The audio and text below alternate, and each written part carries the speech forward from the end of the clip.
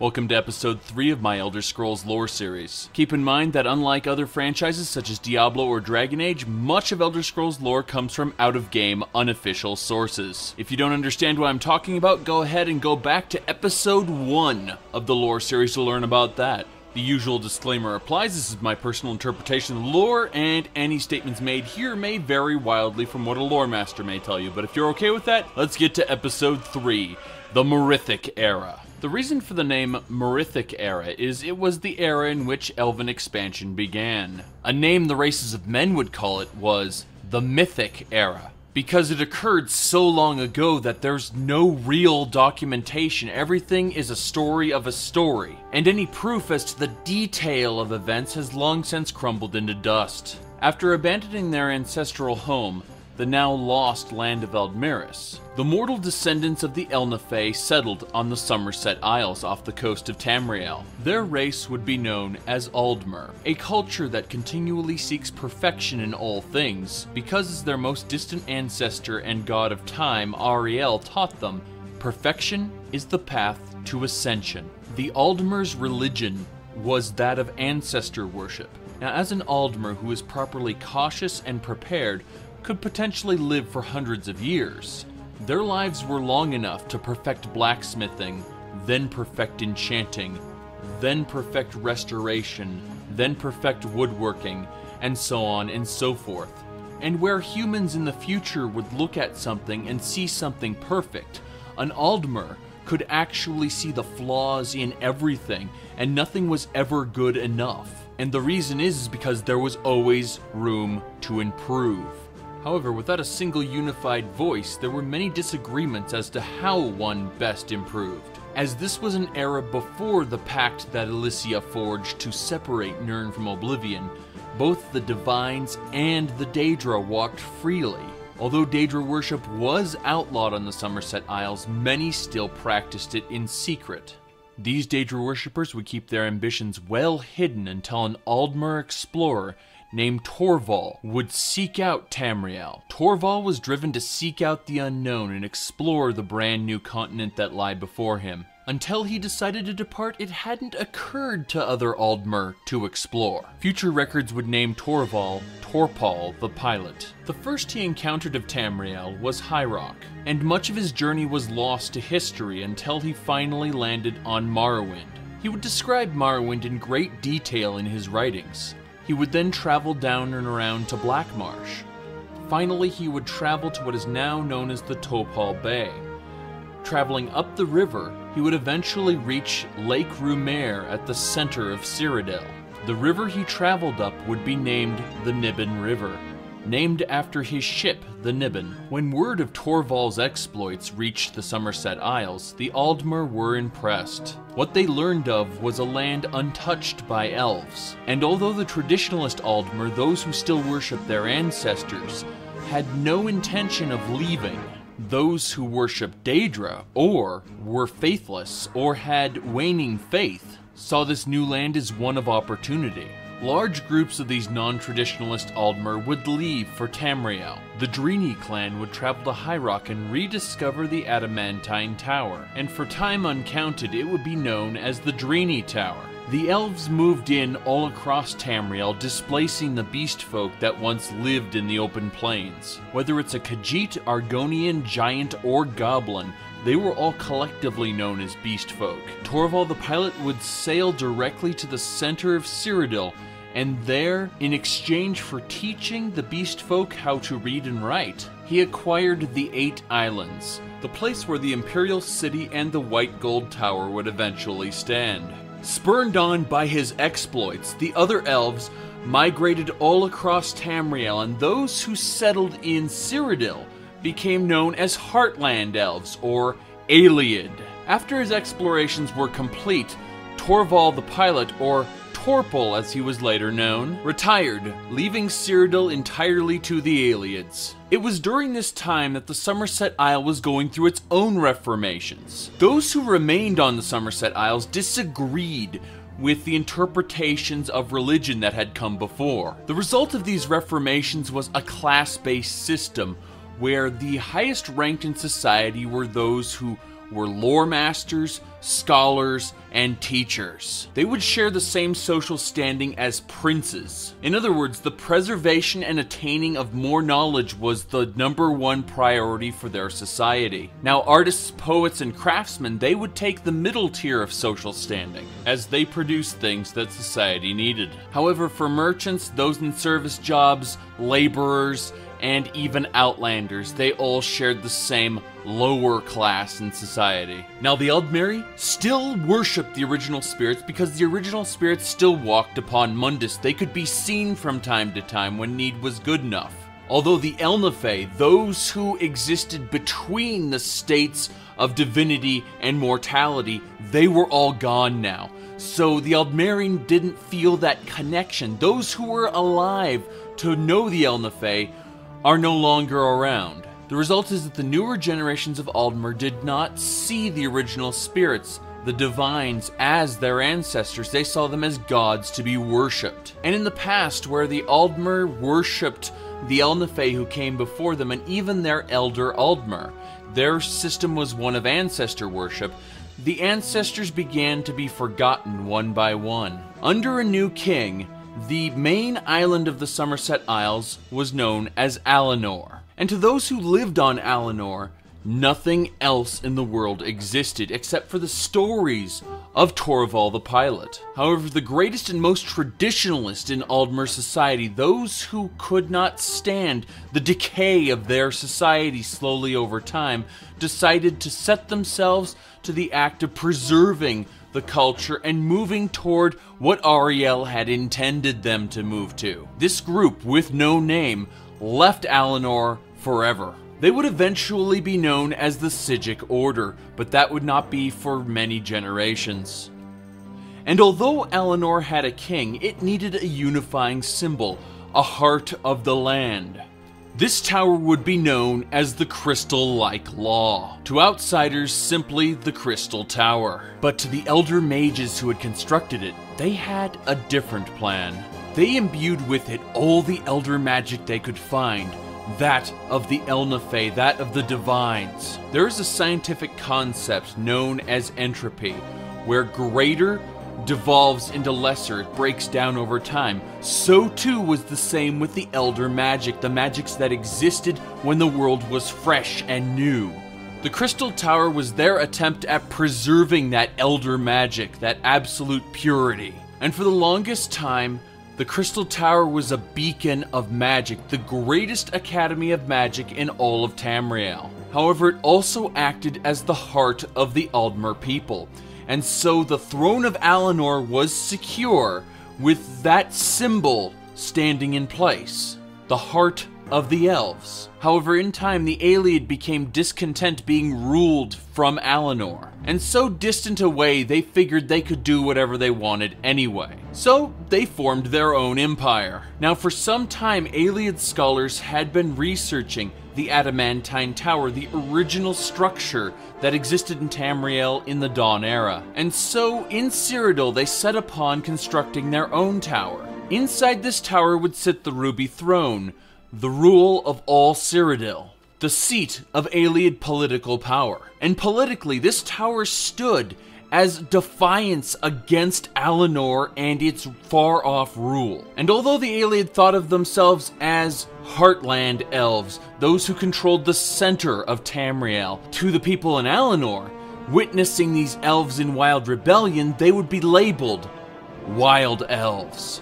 However, the white gold tower that they had constructed in the center of Cyrodiil was not just political. Their sages had been studying the Adamantine Tower, and they were able to replicate its power. This was the same power used by Magnus and the other original spirits who were originally constructing Nirn. In other words, this tower had the ability to manipulate reality when used in conjunction with a conduit strong enough to withstand that power. And for that conduit, the Ayleids took a gem, said to be the crystallized blood of Lorcan that had dropped to the ground as Lorcan's heart sailed over, attached to Ariel's arrow, back in the Dawn Era. As Lorcan's heart was the heart of the world itself, so too did its blood contain power over the world. And the Ayleid exploited that power mercilessly. Although this was an era prior to the veil between Nirn and Oblivion being forged, it was still rare to see more than a few Daedra in one place. The Ayleid, however, began worshipping both the Divines and the Daedra equally. And where the Divines chose not to respond to the Ayleid's call,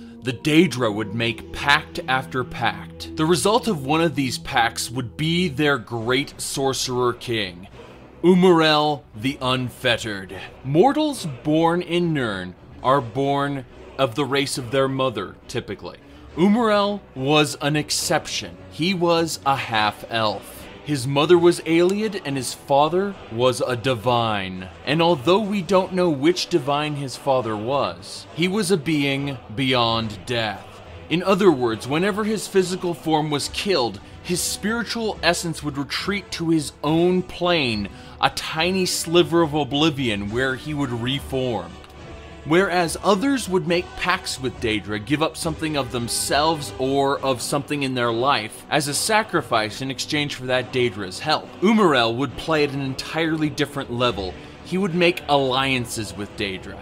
The terms of his alliance with Meridia are not known, however, he had full command of her Auroran soldiers, which he used to purge the lands of non-Ayleid, and subjugate Tamriel under Ayleid rule. While this was occurring, several other elf clans rejected the Aldmer change in culture. Rather than engaging in an open rebellion like the Ayleid, the Bosmer of Valenwood simply took to the forests, leaving society behind. And so living in trees, they would be known as tree sap elves, Bosmer, or wood elves. In addition to the Aldmeri gods, the Bosmer also worship Ylfr, the storyteller, the god of song, the forest god. This god was said to be one of the first of the Elnathe to reawaken after having been put to sleep at the creation of the world. Being one of the Earthbones, Ylfr is actually responsible for the forces of nature that govern Nirn itself. He is said to have brought from the ooze, moss, trees, and other plants that would cover Nirn. And those who worship the forest god would enter what is known as the Green Pact. The elves would be able to request that the forest change itself to meet their needs. And in exchange for this control over nature, they would agree to never harm plants. As a result, they would eat only meat. They became carnivores. The pact also dictated to them that within 3 days of killing an enemy, they would eat them, that you would not kill wastefully. This is what sets the Bosmer apart, truly, from other races of elves, is that they are cannibalistic. The greatest boon they get from this pact is the power known as the Wild Hunt. When the Bosmer and Valenwood itself are threatened, many Bosmer can come together and perform a ritual that will allow them to transform their bodies into a horde of supernatural feral beasts.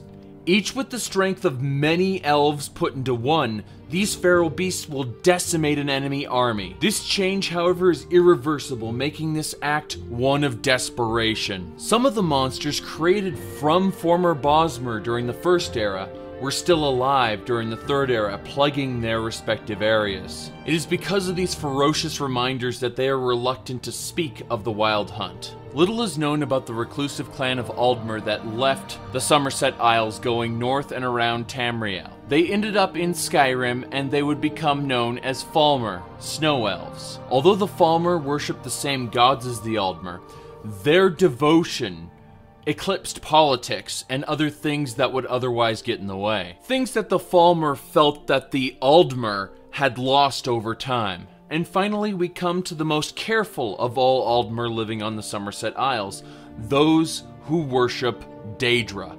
Daedra worship is outlawed and the sentence is death. There had for some time on the Somerset Isles been an underground faith, a very large one, of Aldmer, who worshipped the Daedric prince Boethia, prince of plots.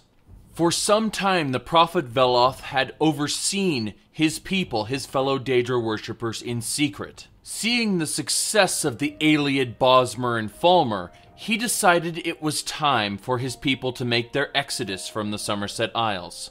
All the previous groups had worshipped the divines, Even if they worshipped Aedra on the side, they also worshipped the Divines, and they were spreading the Divines' influence across Tamriel. This group was different. They were dedicated to spreading the influence of Daedra across the land. And that is what gained the ire of Trinimac. This original spirit was Ariel's knight, and the strongest one who killed Lorcan. He set upon these Aldmer attempting to leave the Somerset Isles, and confronted their leader. However, that is when he himself was confronted by Boethia himself, the Prince of Plots. And if any of you are confused in my use of the male pronoun for Boethia, it is because Daedra do not have genders and can appear as either male or female, and in this situation, Boethia was most certainly a he. Through a series of taunts, Boethia tricked Trinimac into materializing physically. Then taking advantage of this, Boethia ate Trinimac, and then defecated him, that is to say, pooped him out on the spot in front of all his followers and his enemies. Trinimac's mangled body was changed into that of Malacath. This is how one of the most powerful of the Divines became the Daedric Prince of the Spurned and Ostracized. That day, the followers of both Boethia and Trinimac would be changed. The followers of Trinimac became Osmer, or Orcs. Immediately persecuted for their new appearance, they fled the Somerset Isles going north. Many ended up in Valenwood, but others ended up in the Iliac Bay between High Rock and Hammerfell. The Forest Orcs of Valenwood would have favorable relations with the Bosmer. Although the Bosmer held themselves to the Green Pact, they did not hold the Forest Orcs to it, meaning that if the few Forest Orcs who were present needed some wood, they were allowed to chop down trees on a small scale that would not endanger the forest. And forest orcs eating plants were not seen as offensive to the Bosmer. The orcs, however, that traveled to the Iliac Bay found life much harder. In addition to all manner of beast and monster that wanted them dead, the Ayleids who lived there were not courteous as the Bosmer were courteous to the forest orcs. The Ayleids sought to enslave or kill any of the orcs they found. So whereas the orcs of Valenwood were civilized, the orcs in the Iliac Bay became tribal and savage. Very little is known about the forest orcs. However, the orcs in the Iliac Bay began to worship Malacath. As for the followers of Boethia, they took on a new appearance as well. They became Chimer, or Changed Elves. With Trinimac gone, no one stood in the way of the Changed Elves as they traveled east past Blackmarsh, up and around to Morrowind. Not long after the death of their prophet, the Chimer culture would begin to splinter and crack. The Chimer come from all walks of life, all social classes of the Somerset Isles. The only thing that really bound them together was their religion, but in terms of how they lived and what they taught to their children, that changed with each family. The result was a culture that was once unified under a single prophet, now split into several great houses as well as a few Ashlander tribes. No one really knows where the Dewemer came from. There are two main theories. One is that they were a secretive cult or clan that left the Somerset Isles around the same time as everyone else. Another theory is that they came directly to Tamriel from Old Aldmeris and have no actual attachments to the Somerset Isles culture. But it's thought that around the same time the Chimer were landing on Morrowind, that the Dewemer were setting establishments up on Vardenfell Island and in Skyrim. The Dewemer, or dwarves as the races of men would call them, lived underground. Although they accepted the presence of both the Divines and the Daedra within the world, they worshipped neither. They saw the Divines and the Daedra as mere byproducts of the universe itself, and they sought to gain an understanding of the universe. And it was through the combination of magic and science that they would seek this answer.